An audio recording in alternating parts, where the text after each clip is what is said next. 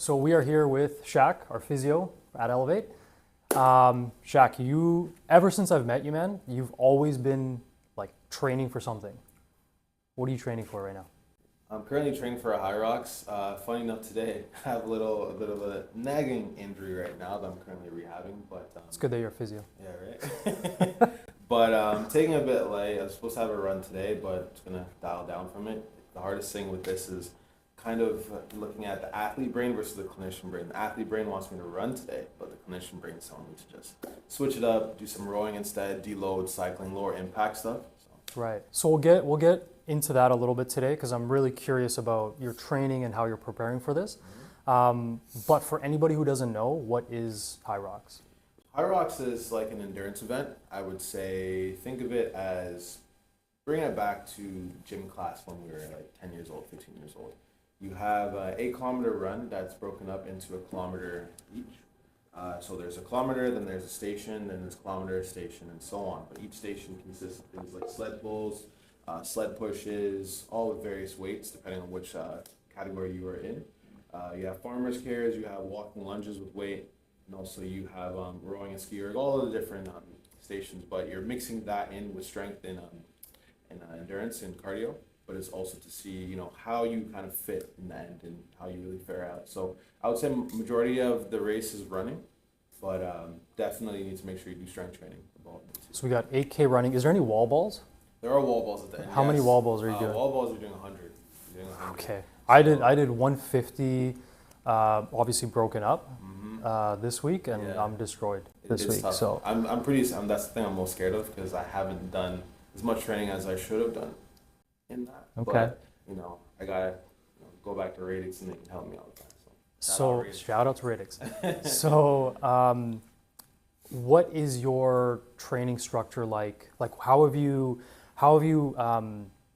set up your training to prepare for HYROX? So I try to run 2 to 3 times a week. I mix that up with like an easy run. So when I say easy run, typically that's like conversational pace. No, I mix in like different style of running. So an easy run where it's like conversational pace. So for example, if you and I were to run together, we'd just be talking that's effortless, or not effortless, but minimal effort, I would say. In that. Right. So you're just trying to just get the mileage in. Other run I would do is more like speed work. So typically we know it as fartlek. So it's pretty much like a speed run within a run, if that makes sense. So let's say I'm trying to run 5 kilometers, I would do 2 kilometers within that at a faster pace, but then I would warm up for a kilometer and then cool down for a kilometer. So I'm just looking at, your threshold, how you work at a faster speed. Is that like intervals? Like you would do that a few times? Okay, yeah. Sometimes it could be intervals, but sometimes you could hold a certain pace for, let's say, or a longer interval, let's say like a single interval. You could do that one. And also there's like just like a longer run where you do, in this case in HYROX, wouldn't necessarily be a longer run, but it would probably be like an 8K run. So let's say I could have a 5K run, easy run, a speed work 5K run, and then an 8K run for HYROX. But to mix in the strength training, I would typically do something in the morning before work, or if I have a day off in the morning, and then do my strength training stuff in the evening to give my body some rest. I wouldn't do too many leg days. I would do a leg day with an easier run day, so I pair it up so it's not too much load on my body.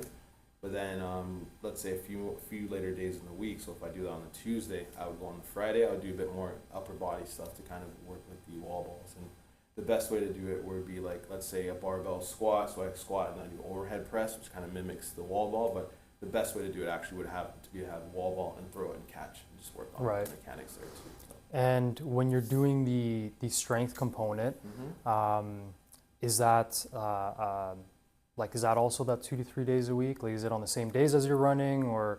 So I try to alternate it because I don't want to put too much load on the body, and so rest is optimal. I always tell people, like, when you're doing exercises, even in the physio world, we can do exercise every single day, but sometimes we need to just make sure we get that recovery in, because you don't want to have a cumulative effect where overall you get a repetitive strain or overuse injury.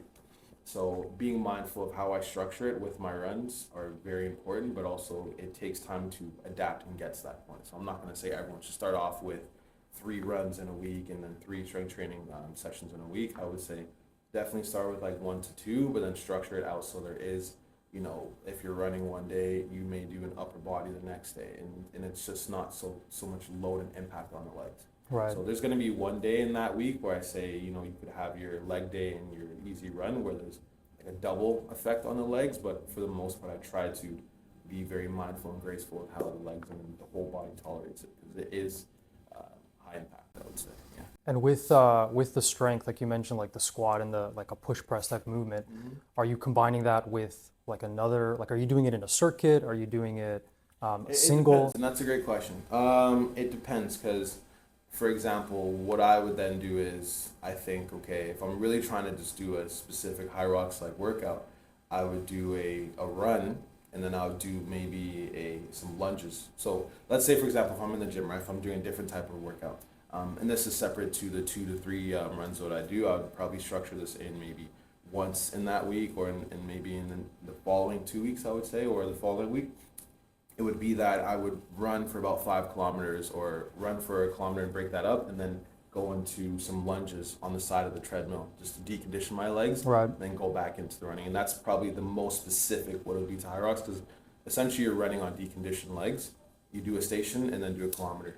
It's like, how do you replicate that? Because to do just running and then the strength training at the end of the day, yeah, you're building a base overall, but you're building a base to do something like that, what I mentioned. So that's kind of how I'd mix it up. And it's a bit complicated, but that does take time to kind of phase into. Okay. And so I'm curious, because you did HYROX last year. Has your training changed from last year to this year? Definitely, and a bit of it is more just the competition I entered. I did mixed doubles with my fiance. So I knew that it would be a bit of a lighter load on me at the time, compared to what it is now. But definitely I had to have more of an emphasis on my running, but I would say definitely my strength training. Definitely to make sure I can really handle the load and the weight. And the way I'm approaching it is I want to make sure I can do 10% above competition weight, because I don't want it to feel heavy, very effortful, the way it would in the competition. It's more just you know, it should feel like that weight is moving instead of it being like it's sluggish on the day. Right, right. So you kind of overtrain. Yeah, overtrain, but then to taper as weeks go on. And one big thing I always speak with like some of my patients that are interested in these things, or like endurance events or running, I always say, make sure you're deloading as you go into the competition. You want to go into it fresh. If you go into it bang out heavy week the week before, that's when, you know, these injuries or you feel a bit sluggish or lethargic happen.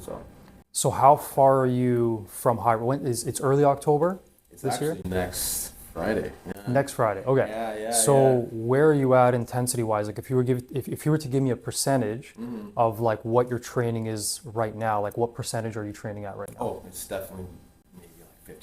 Yeah, no, it's definitely at a lower intensity. The idea is just to kind of let things calm down. There's a little bit of compression, a lot. Rolling out, foam rolling. Right there. Definitely should get a massage. But no, it's just more just taking it light, and then as I go into competition week, it's just you feel fresh going into it. And I think the biggest thing what I'm feeling is too, it's the mental deload as well. It's like to go into such hard training all these weeks. I've been going for 20 weeks, let's say, but then once you kind of get into the week of, you don't want to feel very like drained and like overstimulated and just clouded with how you approach it. You want to just feel very fresh. And I'm going in it with no time or anything like that. You just want to do it. Yeah, it's just fun. Like I'm not even someone that's like honed in on just HYROX. I want to do the CrossFit events. I want to do the half marathons, full marathons. This is absolutely everything. I just enjoy everything. So yeah. So with this being your second year of HYROX, I'm sure your like social feeds are just flooded with HYROX content and training and all that. Yeah. So from a physio perspective, what are some of the mistakes you see people making when they're, you know, training for this event or even events similar to this? Like what are some of the top things that you see where you're like kind of cringing at or? Well, I see a lot of people will kind of space too many competitions within like consecutive, I don't want to say consecutive, but space too many competitions together. But it would be like if you have Ottawa this week and they may have New York City in 3 weeks, and then they may have... You're talking like all HYROX events or? Yeah. Okay. It's globally, right? So people kind of approach it where they want to do multiple events, but it's such a vigorous training regimen you kind of have to follow. And where I say if you're running, you know, X amount of weeks and you're doing all the strength training, and the event itself is quite, you know, vigorous as well. you kind of have to come down a bit. And where I'm seeing two things where it's just too much load on the body, in which people are coming in, where I see certain people and they have, oh, I'm having a little bit of an ankle tendinopathy here, shoulder tendinopathy here, and it's like, we know with those things, it's load, you have to load it very gently, right? Especially if it's something where you're just pounding it, pounding it, pounding it.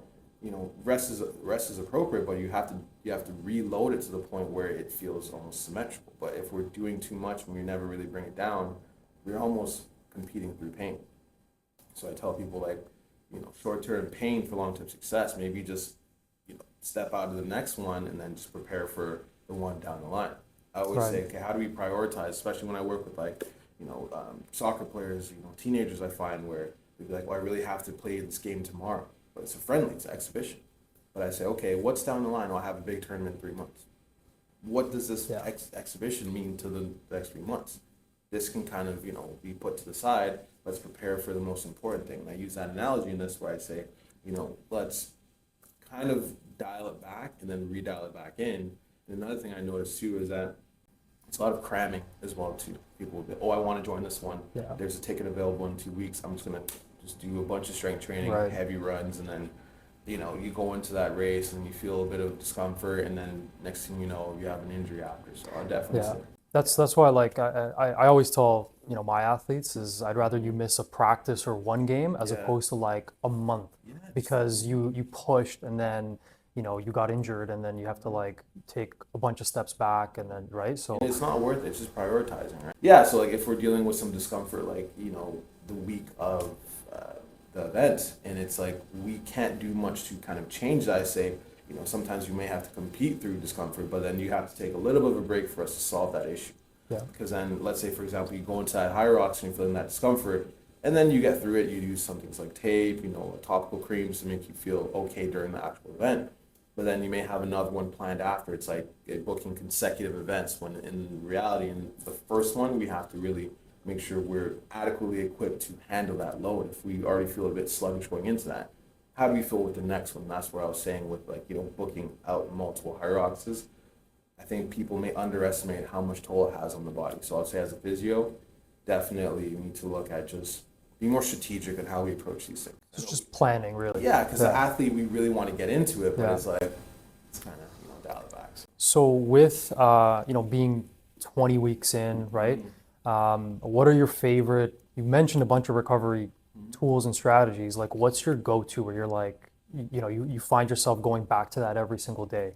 Compression. I like the compression route. I love the compression. Basically, for me, the Normatec, and this is not a paid promotion, I always seem to, whenever I'm doing my charting, my notes, I just slap on my compression, sit there. I may doze off a little bit because it's very relaxing, but I find it does give me that flush I need, and I feel very fresh and recharged after. I should get more like massages and stuff and stretching. I should be a bit better on my mobility, of course. We preach it, but we got to do it a bit more. But definitely, I'll say, even just taking a light of just like just the running and everything, strength training, I'll say that's probably my best way of recovery. Just being intentional with what I'm doing and making sure I program and sequence things that I'm not overdoing. I also like the compression for the mental aspect of it, because you're pretty much locked in. You're not moving anywhere. You know, sometimes you like, obviously you could be on your phone or whatnot, but it's just like the mental, even just the like the sound of the air, right? I think that just kind of settles down, you know, nervous system wise even too, right? So in our line of work, we have this hurt versus injured, I guess, saying or concept, right? Where, you know, like you said, like, you know, to being 20 weeks in, you're going to have these little aches and pains, like this tendinopathy that you're like, it's not really a big thing, but you still have to deal with it, right? You know, so how do you push yourself in your training to get better, you know, from a performance aspect, but at the same time avoid injury? It's a great question. So specifically what I'm doing today is, as I said, kind of my brain's competing between the athlete mind and the clinician mind. And the athlete mind wants to say, I can power through my 5K or 7K I have to do today, and it's more of a tempo run, which I know is going to be a bit intense on that foot, but also my clinician mind, which is overpowering it right now, especially in this conversation too, is to say, okay, let's diversify it today. Let's do something more lower impact. Can you cycle? Can you make it more of a tempo, like fartlek on the bike? Can you do rowing, which is actually one of the stations in HYROX. Rowing would be a bit better, more forgiving than me running and kind of impacting my foot each time. And also, taking the next few days to be very intentional on my rehab and just really focusing on strengthening all the muscles that support my foot when I'm landing, when I'm propelling, when I'm doing all those lateral-based movements as well in HYROX. So when I'm making that cut around the lap, when I'm running for that 1K, making sure that my body can tolerate that. So definitely how I'm approaching it is thinking more so what can I do versus what can't I do in that moment. So if I'm like, okay, you know what? If I can't run the way I want to, I have to work on my wall balls. I might just do some overhead presses. I might just do some things focused on more core focused in that way, anti-rotational stuff. So to prevent things like lower back pain in the event that I have to do wall balls, maybe some dead bugs.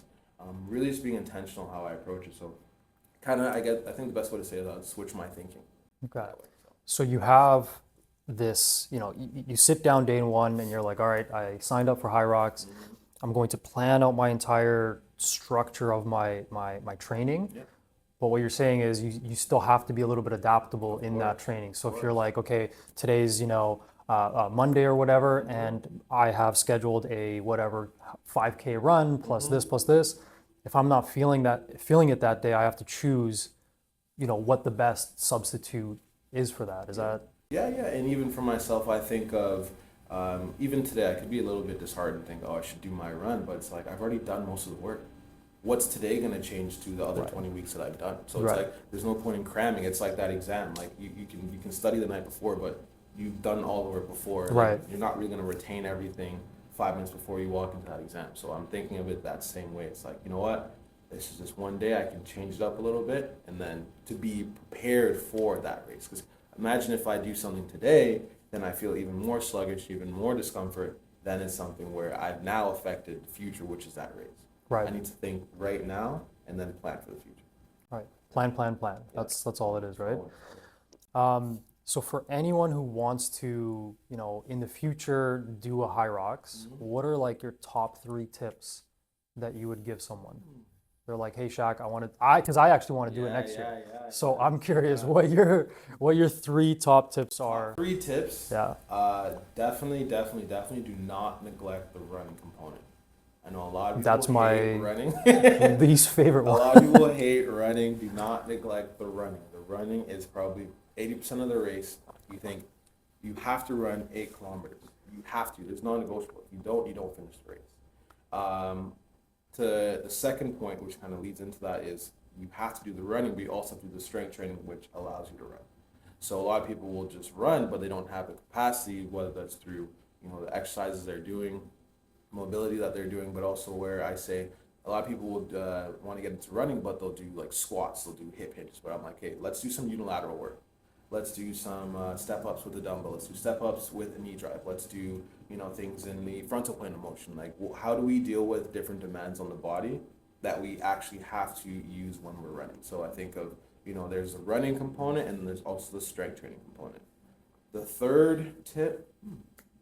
What about pacing, right? Because like if when I'm at Radix doing the CrossFit Metcons, like I always find like what exercise I could keep going, but also like take a breather where I could pace myself. Like yesterday, it was actually the run. My running isn't the strongest, but compared to the other 2 exercises, which were box jumps and like squat cleans, I'm like the running is where I'm going to like kind of chill, pace myself, and that's where I get my lungs back. Yeah. Right? Yeah. How do you do that in with HYROX? A lot of it really, where I always think to myself in most things, in anything that we do as far as like CrossFit and running, like don't go in too hot, because your body has to adapt in which you're placing it into. So if you're gonna go straight into like HYROX, you're gonna do that first K all out, and then you're gonna go into the skier, which is the first station, all out. You might gas out pretty quickly. So kind of just find your legs. Do that 1K at maybe that conversational to a bit effortful pace. And then once you go into that one, that skier, kind of just work your way through it, and then slowly start to progressively just, challenge yourself. Because it is something where is a mental thing where you get to a certain point where like I have a few more stations and I feel like I'm fatiguing. You can take a rest when you're walking around, definitely for the running. Like everyone's gonna need a bit of that, and you can take breaks during the strength stations. But I would say the best thing I would say is to definitely when you're doing things like the sled pull and the sled push, those are things that are quite effortful. Maybe do like 10 meters, 20 meters, and then take a break. 10 meters, 20 minutes, take a break. And if you're wearing something like a Garmin or Apple Watch, it's not a paid promotion. Definitely, you don't want it to be something where your heart rate is spiking to like 190. Like just Right. to take a look at that and see how your body responds to it, and also kind of just let that kind of drop down a bit. You know, get your breathing back, square breathing. They have hydration stations and they have electrolytes there too. So definitely get a swig of those and then just keep going on. Okay. And then what about on the recovery front between workouts? What are the things that you should focus on? I would say definitely there's things I could talk about recovery where you want to get like a cross ball if you have any tight areas, like so let's say your hamstring, your neck, just place that in that area and kind of just roll out to get that pinpoint released into that specific area of restriction. Additionally, if you need a bit more hands-on, I would say go to massage therapist right here. And definitely, I would say a very underrated thing would be to just speak to a professional, ask, and a lot of people will not really know which way to go in this because there's a lot of advice out there, which, you know, there's a lot of information, but a lot of just misinformation. It's hard to really decipher, especially people that are just getting into it. So I definitely say speak to professionals, speak to people that have done the race as well too. So a mix of those two, and maybe if you want to read like people's like experience online, see how they went about it, but then definitely get some direction and guidance. I would say is the most important thing, and yeah. Yeah, and everybody's different, right? Everybody's going to need different tools and program structures, and everybody's got different strengths and weaknesses, right? Like I'm not good at running, so I'll probably want to get Exactly. somebody to look at like my running mechanics or something, or you know, just my pacing or whatever, right? So yeah, definitely reaching out into the community and just asking people. And even with like asking for help, it's like every program is going to be individualized to that person, Yeah. right? So for someone that wants to get into or work on the running aspect of things, you're going to need more of a running focus in your plan. And Yeah. if you're already doing strength training stuff, maybe we can adapt the strength training to more of the running stuff that can help with you. Yeah. So that can aid your running. And think of the runner that has it on the strength training. They already have that base. It's adding that into it as well too. So you kind of just adapt based on who's in front of you. Awesome. So let's finish up with some rapid fire stuff. Okay, So ski erg or rower? Ooh, are you saying just like What do you, like, what do do you I think enjoy? better? Yeah. Ski erg or rower? Oh, rower, definitely. Ski erg, my last. Ski my erg is the triceps- worst. Triceps, oh. Ski burn. erg is the worst. Wall balls or sled push? They're both dark. It's dark. It's a dark place move. Sled push. Yeah. Wall balls, no. Like, Wall once you balls get are a tough certain too, yeah. point, oh god. Yeah. I'm with you so I don't far. like upper body stuff. Ice or heat? Ooh, heat. Don't Yep. like ice. Massage gun versus compression boots. I know the answer to this one already. Yeah. Compression. Strength versus endurance. Ooh, that's a tough one. I don't want to. I have to be that guy. I'll say both. Okay. Both. You need both. You need both. Okay. HYROX versus marathons. Ooh. I told you I like everything. I'm Switzerland. Both. I've never done HYROX, but it interests me more than a marathon. Yeah, So definitely. They're both very like I would say you have to approach it with like strong mental discipline because if you're not fully there, it's overwhelming. It's Oh, yeah. very overwhelming. So especially that marathon, the last 10 kilometers, and I'd imagine HYROX. It's my first single one, so I don't know what to expect. Yeah. At least I was able to have my fiance there's moral support when we both were kind of in the ditch. But yeah, this one I'm by myself, so we'll see. So we'll do a video afterwards Oh yeah. and see how you did, Yeah. and see if your answers are the same. For So sure, for sure. okay, so yeah, man, thanks for sitting down with me. That gives me a lot of perspective in going into next year, because they're around the same time, right? It's like next October. I'm guessing it's gonna be, right? And actually, I believe they just released one in Ottawa for May next year. So, he actually doesn't have to wait a full year to do So it. Shak might do 2. He might do the Ottawa one, and then that's a whole nother different training schedule, right? So, but no, I think a lot of people would benefit from this and your tips and advice. So thanks for sitting down with me. What's the date again? October. Next Friday, October. Next 3rd. Friday. Okay, Yeah. perfect. Yeah, and if anybody needs any type of like injury prevention, recovery tips, if you have questions for Shak on anything HYROX related or running related, feel free to reach out to us here in Oakville. We got anti-gravity treadmills, we got force plates, pretty much everything you need to recover and get better. Shak, appreciate it.